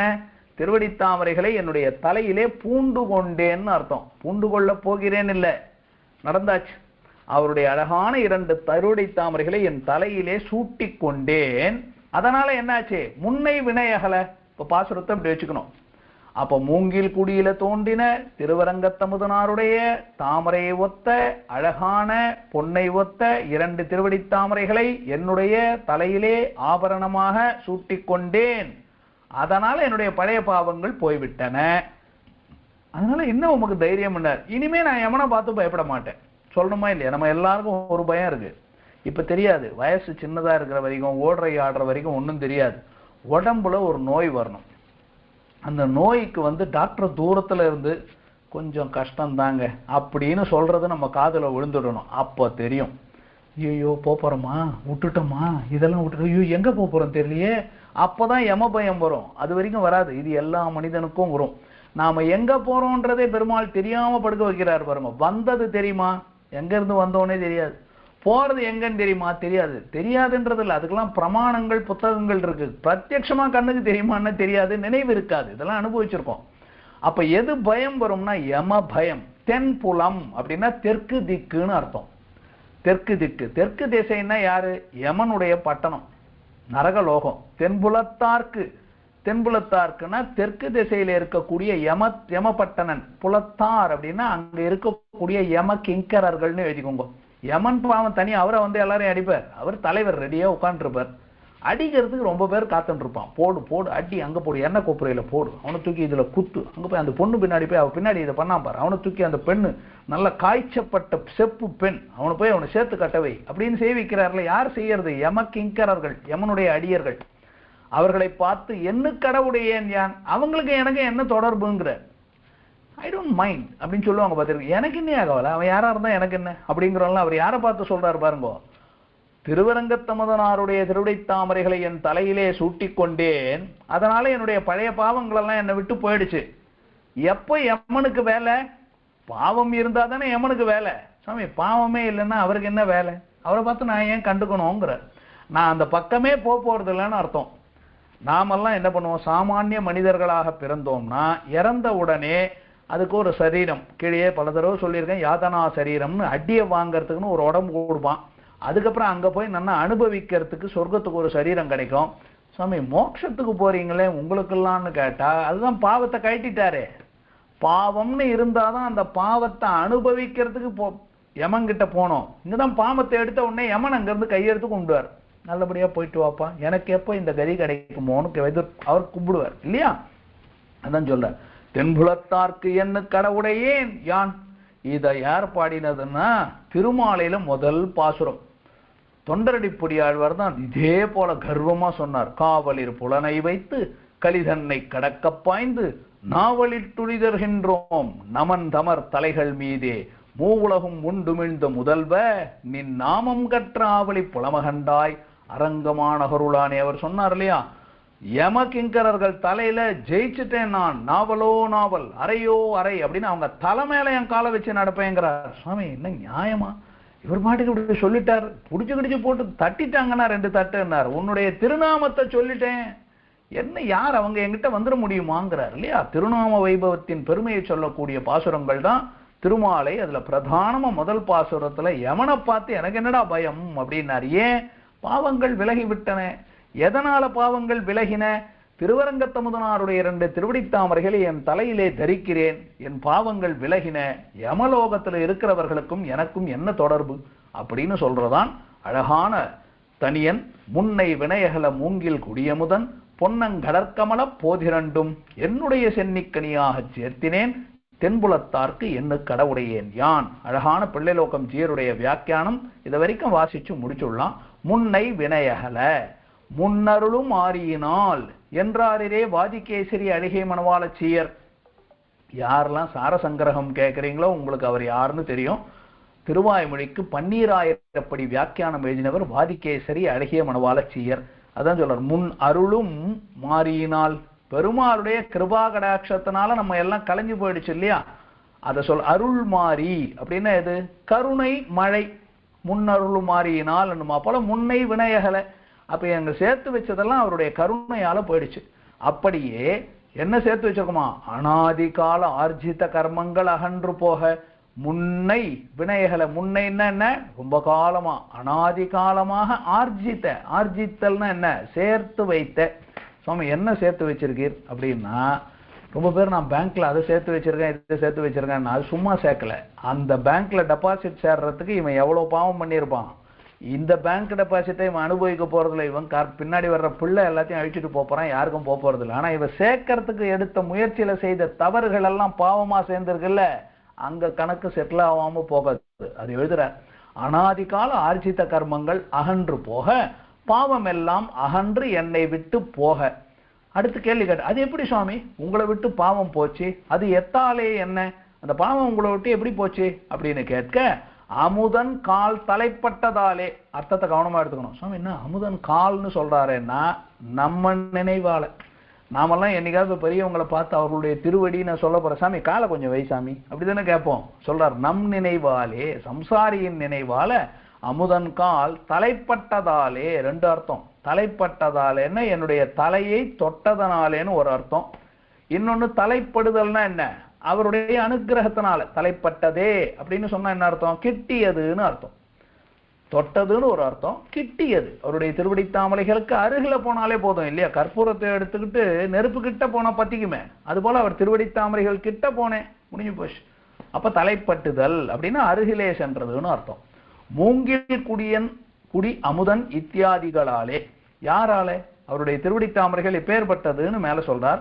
மூங்கில் குடியாவது வேயர்தங்கள் குலத்துதித்த விட்டு சித்தன் மனத்தே கோவில் கொண்ட கோவலனை கொழுங்குளிர் முடிவண்ணன் முகில்வண்ணனை அப்படின்னு பெரியாழ்வார் திருமொழியில கடைசியில பாடுறார் பெரியாழ்வார்.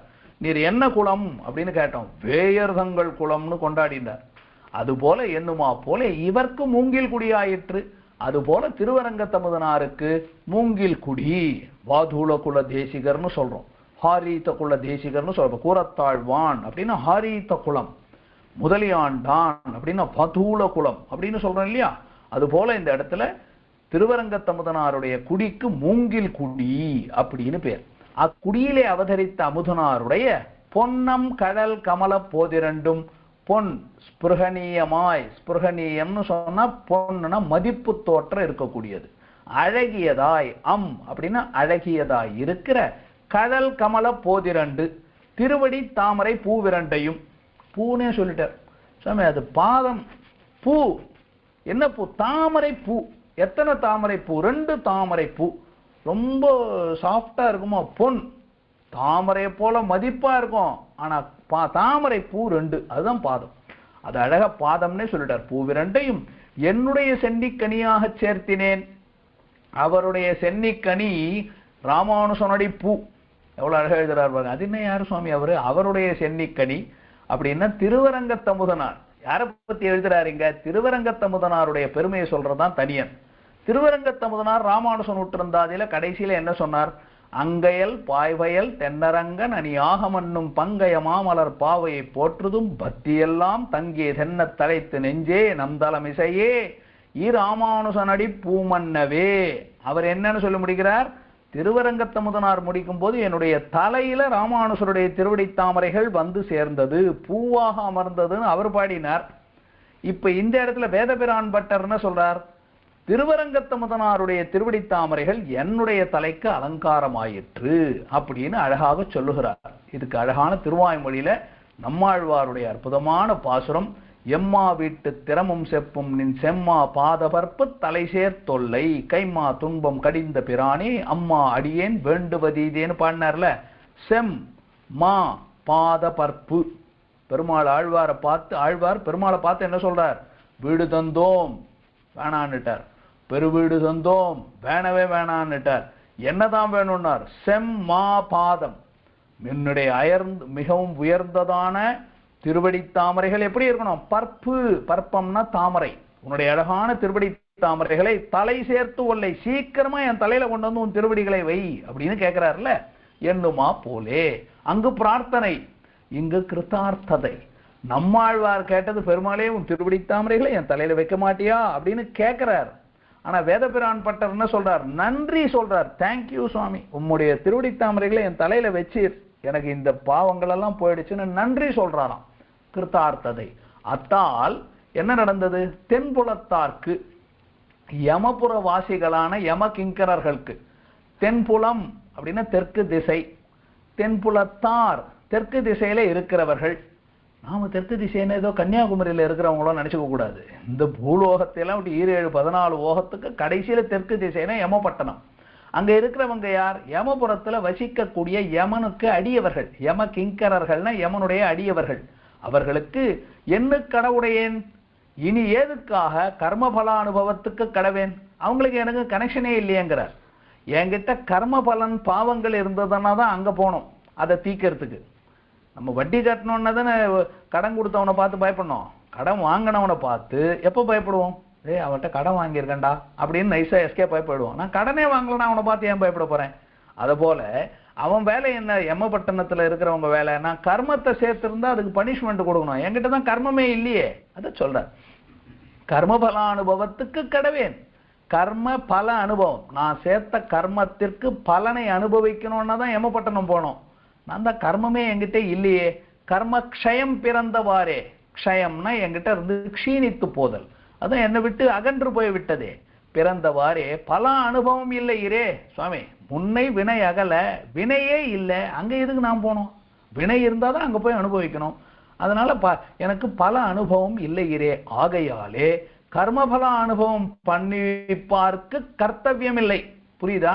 கர்மபல அனுபவம் பண்ணிவிப்பார்க்குன்னு எழுதிக்கணும். அவங்களுடைய அந்த ஊர் எதுக்கு சுவாமி இருக்கு? யமபட்டணம்னு கேட்டா தப்பு பண்ணவனை தண்டிக்கிறது. இப்ப நாமெல்லாம் என்ன பண்றோம்? அடிக்கடி சென்னை ஜெயில் அப்படின்னு கடந்து போறோம். பெரிய சிறைச்சாலை, புழல் சிறைச்சாலை, வேலூர் ஜெயில் அப்படின்லாம் பல இடத்துல பாக்குறோம். திஹார் ஜெயில். நமக்கும் திஹார் ஜெயில பார்த்து யாராவது பயப்பட போறோமா? யார் பயப்படணும்? தப்பு பண்ணி கோர்ட்ல கேஸ் இருக்கு, அநேகமா நம்மளை தூக்கி உள்ள 12 வருஷம் போட்டுருவான்னு தானே பயப்படணும். என்கிட்ட பிரச்சனையே இல்லையா, நான் ஏன் பயப்பட போறேன்? அதான் சொல்றார். அவருக்கு எனக்கு என்ன? அது என்னன்னு கேட்டா, தப்பு பண்ணவனை தானே ஜெயில போடுவாங்க. அவன் தப்பு பண்ணதுக்கு பலனை அனுபவிக்க போனோம். நான் தான் தப்பே பண்ணலையே, நான் ஏன் பயப்பட போறேன்? தப்பே பண்ணலையே. இல்ல, தப்பு பண்ண அந்த பாவத்தை எடுத்தாச்சு. அவர் ஜட்ஜு சொல்லிட்டார், எடுத்துருப்பா அப்படின்னுட்டார் இல்லையா? பீதகவாடை பிரானார் பிரமகுருவாகி என் சென்னித்திடரில் பாத விலச்சனை வைக்கையாலே. இது பெரியாழ்வாருடைய திருமொழியில வரக்கூடிய பாசுரம்.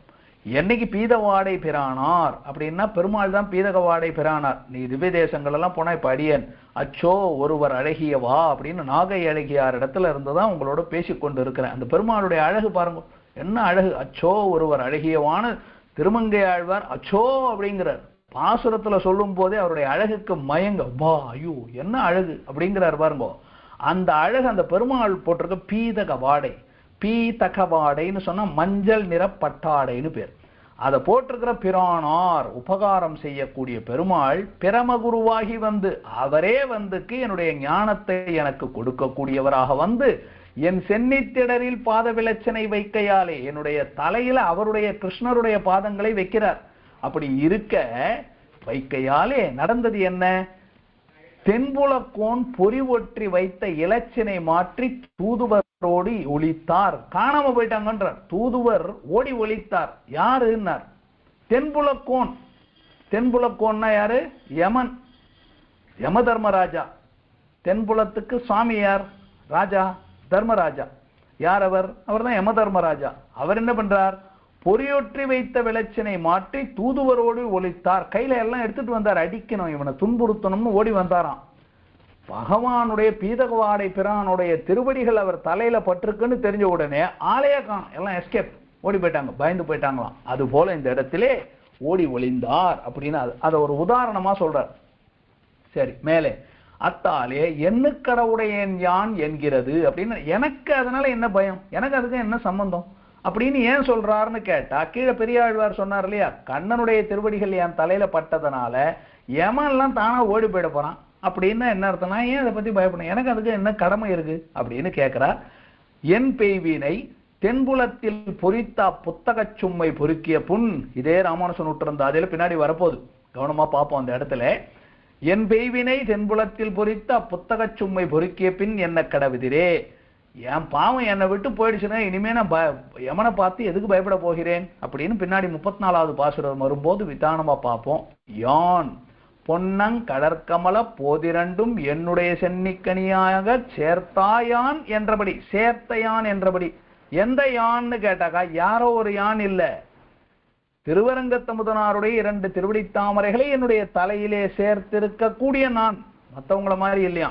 என்னு கடவுடையேன், எண்ணுக்கு என்கிற குகரம் கடை குறைத்தலாயிற்று. எண்ணு கடவுடையன் யான்னு இருந்தா யோசிக்கணும், அது என்ன எண்ணு கடவுடையன் அப்படின்னு கேட்டா, எண்ணுக்கு அப்படின்னா எனக்குன்னு அர்த்தம். எனக்கு எண்ணுக்குன்றதுல கூன்றது குறைஞ்சு போயிடுச்சான். கடவுடையேன், கடவுடையன் கடமைப்பட்டிருத்தலுக்கு கடை உடைதல்னு அர்த்தம். யமபட்டணத்துக்கு எனக்கு என்ன கடமை இருக்கு? அது சொல்றார். ஏதுக்காக பிராப்தி உடையேன் என்றபடி. எனக்கு யமபட்டணத்துக்கு சம்மந்தமே இல்லை சுவாமி. நம்ம நேரம் அர்ச்சிராதி கதியில போறோம், தூமாதி கதியில போறவன் தானே பயப்படணும். புகை மண்டலம், இருட்டு, அதுல தான் மனுஷன் போறான். சாமானிய மனிதர்கள் சம்சாரிகள் எல்லாம் இறந்த உடனே அந்த ஜீவாத்மா தூமாதி மார்க்கத்துல போவோம். நான் திருவரங்கத்தமுதனாருடைய திருவடி சம்பந்தத்தினால அர்ச்சிராதி கதியில போறேன். நான் ஏன் பயப்படணும் அப்படின்னு அழகாக சொல்லுகிறார். எதனால வந்ததுன்னு சொல்லி முடிக்கிறார் பாருங்கோ. ஏதுக்காக பிராப்தி உடையேன் என்றபடி அமிர்தத்துக்கும் விஷத்துக்கும் சேர்த்தி இல்லாதா போலே திருவரங்கத்தமுதனார் திருவடிகளில் சம்பந்தம் உடையார்க்கும் தென்புலக்கோன் அடியார்க்கும் என்ன சேர்த்தி உண்டு? எவ்வளவு அழகா சொல்றார் பாருங்க. ஒரு பக்கத்துல அமிர்தம், இன்னொரு பக்கம் விஷம். சுவாமி, அமிர்தமும் விஷமும் எங்கேயாவது சேர்ந்து வருமா? சேர்ந்தே சொல்ல முடியாது. அது ரெண்டுத்துக்கு சேர்த்தி இல்லை என்னுமா போல திருவரங்கத்தமுதனாருடைய திருவடிகள் பட்டுடுச்சு. இந்த பக்கம் யமபட்டணம், ரெண்டுத்துக்கும் என்ன சார் இது? ஒன்னும் ஒத்தே போலேங்கிற. எப்படி அமிர்தமும் விஷமும் ஒத்து போகாதோ திருவரங்கத்தமுதனாருடைய திருவடி சம்பந்தமும் யமபட்டணமும் ஒத்தே போகாதே. அரங்கமான அருளாடே நின் நாமங்கற்ற ஆவலை புடமகண்டாய் நமந்தமர் தலைகள் மீதே நாவலு துழிதர்கின்றோம் என்றும். இது உங்களுக்கு அப்பயே சொன்ன திருமாலையில தொண்டரடிப்படியாழ்வார் சொன்னார்.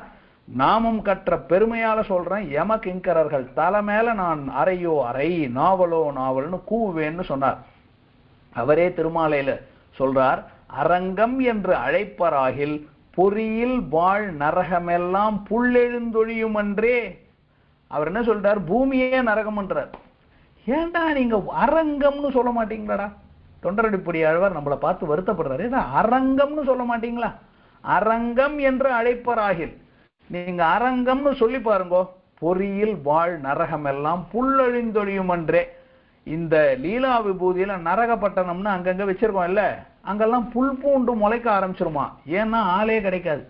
எல்லாரும் அரங்கம் அரங்கம்னு சொல்லிட்டான்னா யாரும் யமலோகத்துக்கு போறது இல்லை.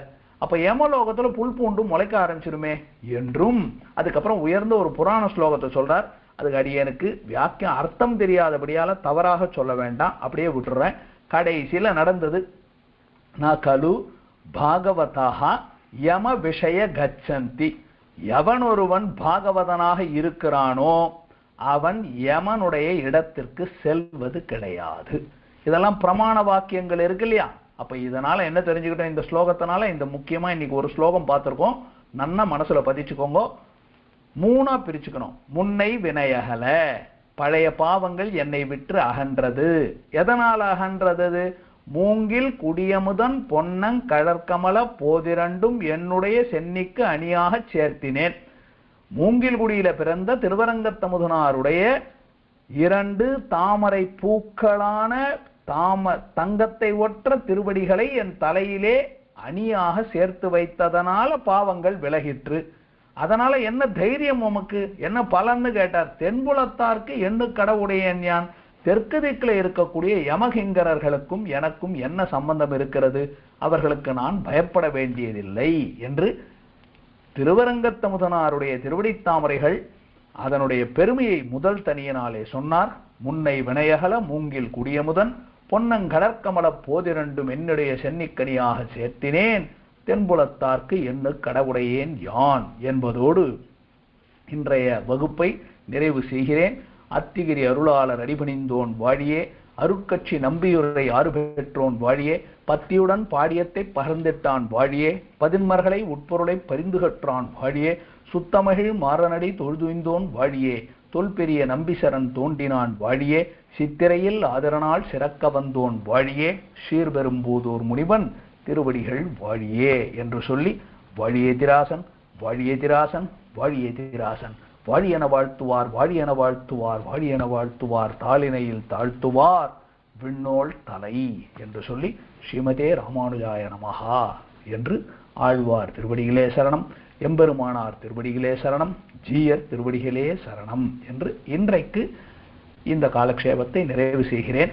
அடுத்த இதனுடைய 2வது தனியினுடைய வியாக்கியானம் அப்படிங்கிற மேல அர்த்தங்களெல்லாம் வருகிற திங்கட்கிழமை அன்று அறிவிக்கிறேன். என்னைக்கு முடியும்னு சொல்றேன். அடியார்கள் தொடர்ந்து கேட்டு அனுபவிக்க வேணும் என்ற பிரார்த்தனையோடு ஸ்ரீமதே ராமானுஜாய நமஹ.